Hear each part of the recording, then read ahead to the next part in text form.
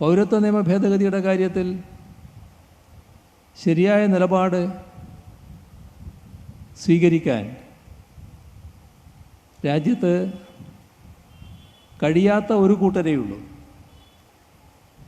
മതനിരപേക്ഷതയുടെ ഭാഗമായി നിലകൊള്ളുന്ന എല്ലാവരും ഇതിനെ തള്ളിപ്പറഞ്ഞിട്ടുണ്ട്.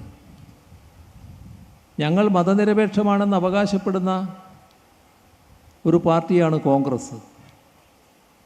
കോൺഗ്രസ്സിന് ഒരു ഘട്ടത്തിലും ഇതിനെ തള്ളിപ്പറയാൻ കഴിഞ്ഞിട്ടില്ല. മാത്രമല്ല, ഇതിനെതിരെ രംഗത്ത് വന്നവർ പിന്നീട് അവരെ പിൻവലിപ്പിക്കുന്ന അവസ്ഥയും ഉണ്ടായിട്ടുണ്ട്.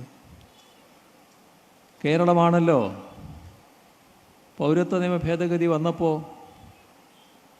ആ ഘട്ടത്തിൽ തന്നെ ഈ കേരളത്തിൽ നടപ്പാക്കില്ല എന്ന് പ്രഖ്യാപിച്ചത്. ആ പ്രഖ്യാപനത്തോടെ നിന്നില്ല. എല്ലാവരെയും കൂടെ നിർത്താനാണ് നാം ശ്രമിച്ചത്. അതിൽ കൂടെ നിന്നവരായിരുന്നു കോൺഗ്രസും പ്രതിപക്ഷവും. നാം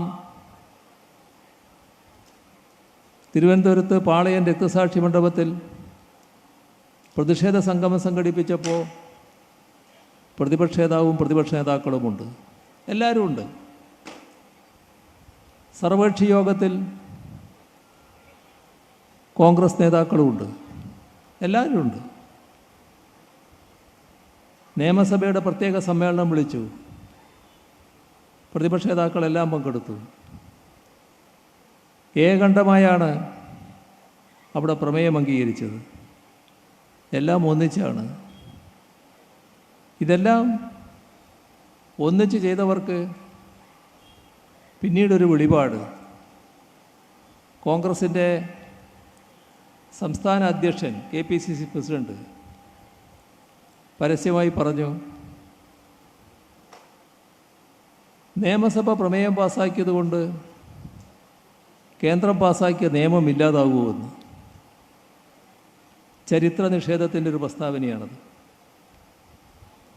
അത് കോൺഗ്രസിൻ്റെ ഭാഗത്തുണ്ടാകാൻ പാടില്ലാത്ത ഒന്നാണ്. പക്ഷേ എന്തുകൊണ്ടാണ് കോൺഗ്രസ് അങ്ങനെയൊരു നിലപാടെടുത്തത്? അത് കേന്ദ്ര കോൺഗ്രസ് നേതൃത്വത്തിൻ്റെ നിർദ്ദേശം ഇവർക്ക് ലഭിച്ചിട്ടുണ്ടാകാം. ഒരു അനുമാനം മാത്രമാണ്. അതുകൊണ്ട് അവർ യോജിച്ച എല്ലാ പ്രക്ഷോഭത്തിൽ നിന്നും പിൻവാങ്ങി. ഇനി യോജിച്ച പ്രക്ഷോഭത്തിലില്ല എന്ന് പറഞ്ഞു. മാത്രമല്ല, യോജിച്ച പ്രക്ഷോഭത്തിൽ പങ്കെടുത്ത കോൺഗ്രസ്സുകാർക്കെതിരെ സംഘടനാ നടപടിയും ആ കാലത്ത് സ്വീകരിച്ചു. അവിടെ നിന്നില്ല. രാജ്യമാകെ ഇതിനെതിരെ പ്രതിഷേധമുയർന്നു, വൻപിച്ച പ്രതിഷേധം. നമ്മൾ സ്വീകരിച്ച ഒരുപാട് നടപടിയുണ്ട്. LDFൻ്റെ നേതൃത്വത്തിൽ മഞ്ചേശ്വരം മുതൽ പാറശാല വരെ നടന്ന മനുഷ്യച്ചങ്ങല നിങ്ങളിൽ പലരും പങ്കെടുത്തതായിരിക്കും. ഡൽഹിയിലാണ് വലിയ പ്രക്ഷോഭം നടന്നത്. ആ പ്രക്ഷോഭത്തിൽ ഒരുപാട് ദേശീയ നേതാക്കൾ അറസ്റ്റ് ചെയ്യപ്പെട്ടു. 2 കമ്മ്യൂണിസ്റ്റ് പാർട്ടികളുടെ ജനറൽ സെക്രട്ടറിമാർ, CPM general secretary, CPI general secretary, Prakash Karat, Brinda Karat, Binoy Viswam, അങ്ങനൊരു വലിയ നിര അറസ്റ്റ് ചെയ്യപ്പെട്ടു. എവിടെയെങ്കിലും കോൺഗ്രസിനെ കണ്ടോ?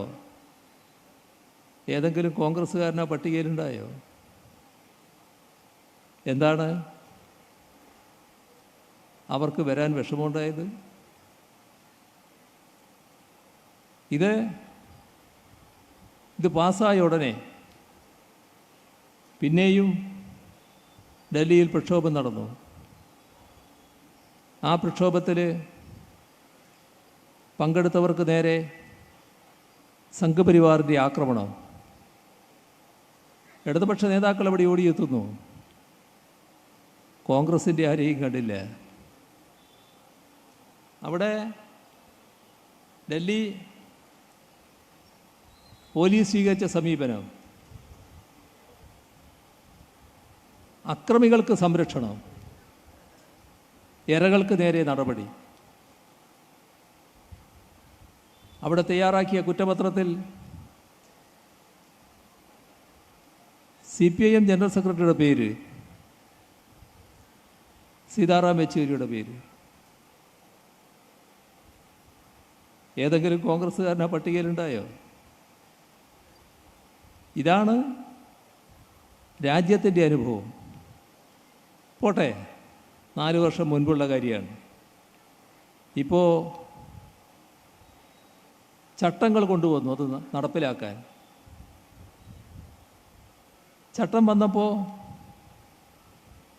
നമ്മുടെ രാജ്യത്താകെ പ്രതിഷേധമുയർന്നു.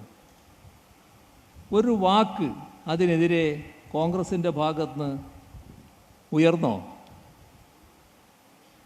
കോൺഗ്രസ് പൂർണ്ണ നിശബ്ദത. എന്താ അത്? എന്തുകൊണ്ടാണ് അങ്ങനെ വരുന്നത്? കോൺഗ്രസ് പ്രസിഡന്റ് മാധ്യമപ്രവർത്തകരെ കാണുന്നു, സന്ധ്യ കഴിഞ്ഞപ്പോഴാണ്. അപ്പോൾ മാധ്യമപ്രവർത്തകർ ചോദിച്ചു, എന്താണ് ഇതിനെപ്പറ്റി അഭിപ്രായം? മറുപടി, രാത്രി ആലോചിക്കട്ടെ എന്നിട്ട് പറയുക. എന്തൊരു പരിഹാസമാണെന്ന് നോക്കണം. എന്തുകൊണ്ടാണ് നിലപാടില്ലാതായത്? രാഹുൽ ഗാന്ധി വലിയ യാത്ര, എല്ലാ കാര്യത്തെക്കുറിച്ചും അദ്ദേഹം പ്രതികരിക്കുന്നുണ്ടായിരുന്നു. ഇതിനെപ്പറ്റി മാത്രം ശബ്ദമില്ല. അപ്പോൾ സമാപനത്തിലുണ്ടാകുന്ന ആൾ പ്രതീക്ഷിച്ചു, അവിടെയില്ല. ഇവിടെ നാമനിർദ്ദേശ പത്രിക നൽകാൻ വരുമ്പോൾ കേരളത്തിൽ വെച്ച് പ്രതികരിക്കും എന്ന ആളുകൾ പ്രതീക്ഷിച്ചു, അവിടെയില്ല. അവസാനം ആളുകളുടെ പ്രതീക്ഷ ഈ പ്രകടന പത്രിക ഇറക്കുമല്ലോ കോൺഗ്രസ്, അതിലേതായാലും ഉണ്ടാവും, അവിടെയില്ല. എന്താണ് കോൺഗ്രസ്സിന് പറ്റിയത്? സംഘപരിവാറിനെ തന്നെ നമുക്കറിയാം. മുസ്ലിമിനെ 2ാം തരം പൗരന്മാരായി കാണുന്നു, പൗരത്വം മതാടിസ്ഥാനത്തിലാക്കി ആ പൗരത്വം നിഷേധിക്കുന്നു. അതാണ് കാര്യം കാണേണ്ടത്. അഭയാർത്ഥികൾക്ക് പൗരത്വം കൊടുക്കുന്നത് ലോകത്തിലെ എല്ലാ പരിഷ്കൃത രാഷ്ട്രങ്ങളും ചെയ്യുന്നതാണ്. ആരും ഒരു രാഷ്ട്രവും മതാടിസ്ഥാനത്തിൽ അഭയാർത്ഥികളെ വിഭജിക്കാറില്ല. ഇവിടെ അതാ നടന്നത്. അതുകൊണ്ടാണ് ലോകമാകെ അതിനെ തള്ളിപ്പറയുന്നത്. അത്തരമൊരു സാഹചര്യത്തിൽ കോൺഗ്രസ് അഭിപ്രായം പറയണ്ടേ? കോൺഗ്രസ്സിലെ ഒരു പറ്റം നേതാക്കൾ അവർ സംഘപരിവാർ മനസ്സിനടിപ്പെട്ടവരാണ്. അതാണ് പ്രശ്നം. പഴയ കാലത്തെ കോൺഗ്രസ്സിൽ നിന്ന് മാറി മാറി വന്ന ചരിത്രമൊക്കെ നമുക്കറിയാലോ. ഞാൻ ആ കഥകളിലേക്കൊന്നും ഇപ്പോൾ വിശദമായിട്ട് പോകുന്നില്ല. പക്ഷേ പാലസ്തീൻ പ്രശ്നം, അവിടെ നമ്മുടെ രാജ്യത്ത് പ്രധാനമന്ത്രി ജനങ്ങളെ അഭിസംബോധന ചെയ്യുമ്പോൾ പണ്ഡിറ്റ് ജവഹർലാൽ നെഹ്റു കൂടെ നിർത്തിയത് യാസർ അറാഫത്തിനെയായിരുന്നു. കൃത്യതയാർന്ന നിലപാട്. പാലസ്തീനെ മാത്രമേ അംഗീകരിക്കൂ, ഇസ്രയേലിനെ അംഗീകരിക്കാത്ത രാഷ്ട്രം. ദീർഘകാലം അംഗീകാരമില്ലാതെ ഇന്ത്യ അംഗീകരിക്കാത്ത രാഷ്ട്രമായി ഇസ്രയേൽ നിന്നു.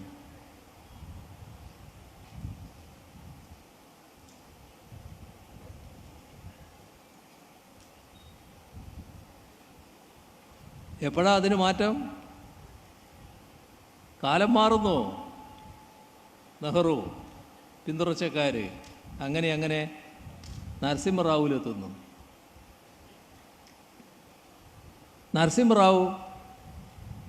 നരസിംഹറാവു പലതും ചെയ്ത ആളാണല്ലോ. നമ്മുടെ രാജ്യത്തിൻ്റെ മതനിരപേക്ഷ പ്രതീകം സംഘപരിവാറാണ് തകർത്തത്. പക്ഷേ സഹായവും ഒത്താശയുമെല്ലാം നരസിംഹറാവുവിൻ്റെ വകയായിരുന്നില്ലേ പ്രധാനമന്ത്രി എന്ന നിലക്ക്? ഇസ്രയേലിനെ ആദ്യമായും അംഗീകരിക്കുന്നത് നരസിംഹറാവുവാണ്. അതാണ് പിന്നെ തുറന്നു വന്നത്. പിന്നീടുള്ള കോൺഗ്രസ് ഗവൺമെൻറ്റുകളും ആ നയത്തിൽ തന്നെ പോയി. BJP ഗവൺമെൻറ്റും ആ നയം സ്വീകരിച്ചു. ഇപ്പോൾ നരേന്ദ്രമോദിയുടെ ഗവൺമെൻറ് നേരത്തെ ഇപ്പോഴത്തെ പ്രശ്നം, പാലസ്തീൻ പ്രശ്നം ഉടലെടുത്തപ്പോൾ ഞങ്ങൾ ഇന്ത്യ ഇസ്രയേലിനോടൊപ്പമാണ് എന്ന് പരസ്യമായി പറഞ്ഞു. നരസിംഹറാവു തുടങ്ങി വെച്ചത് മോദിയിലെത്തിയപ്പോൾ അവസാനിച്ചത് അങ്ങനെയാണ്. പാലസ്തീനെ പൂർണ്ണമായും തള്ളിപ്പറയുന്ന അവസ്ഥ. ഇത് കോൺഗ്രസിൽ വന്ന മാറ്റമാണ്. ഓരോ പ്രശ്നങ്ങളിലും അത് കാണാം.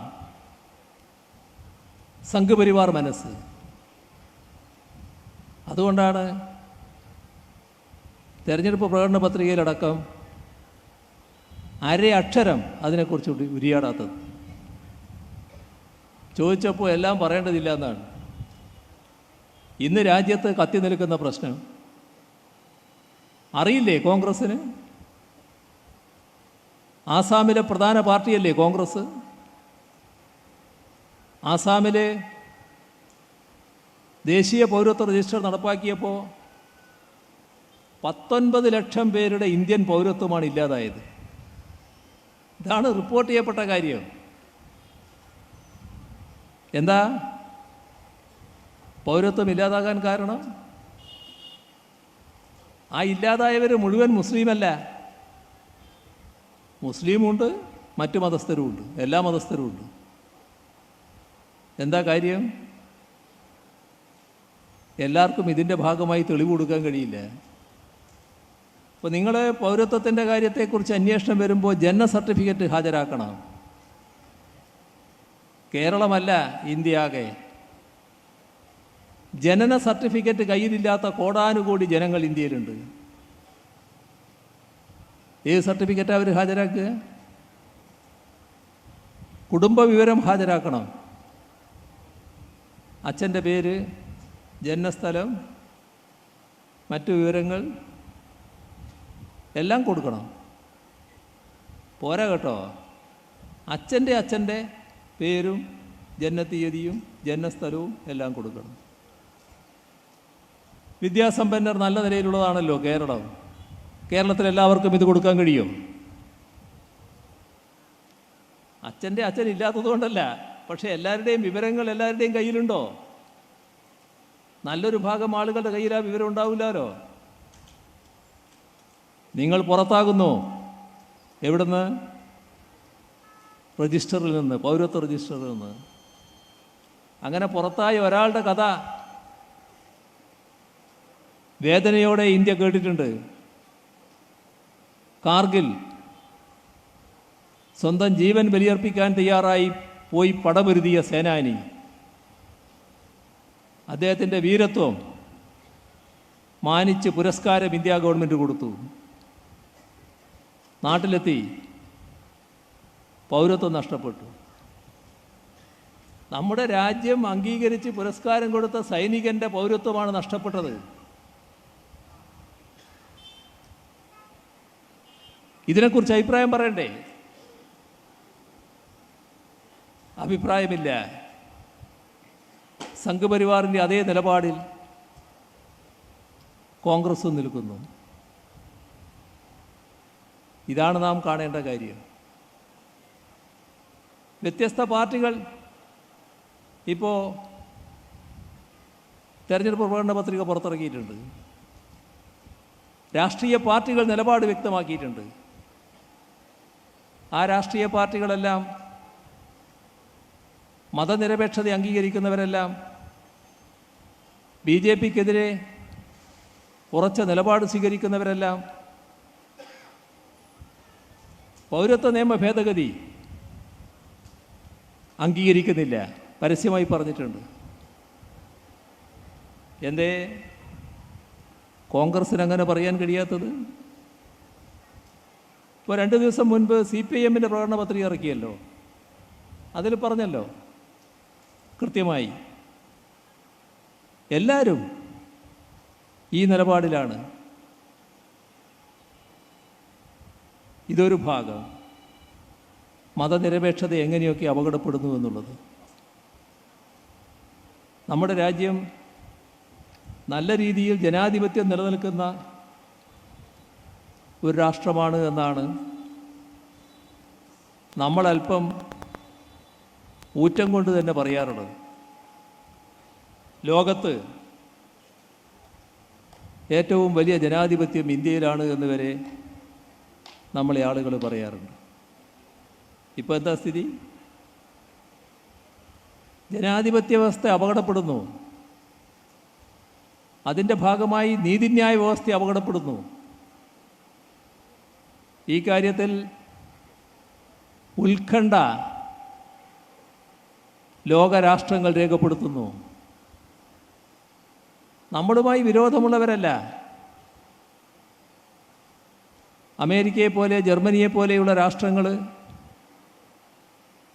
ഇന്ത്യയുടെ വിരോധികളാണ് എന്ന് പറയാൻ കഴിയില്ല. പല കാര്യങ്ങൾക്കും അവരോടൊപ്പം ഇന്ത്യയെ കിട്ടണമെന്ന് ആഗ്രഹിക്കുന്നവരാണ്. പക്ഷേ ഇതിനെ അംഗീകരിക്കുന്നില്ല.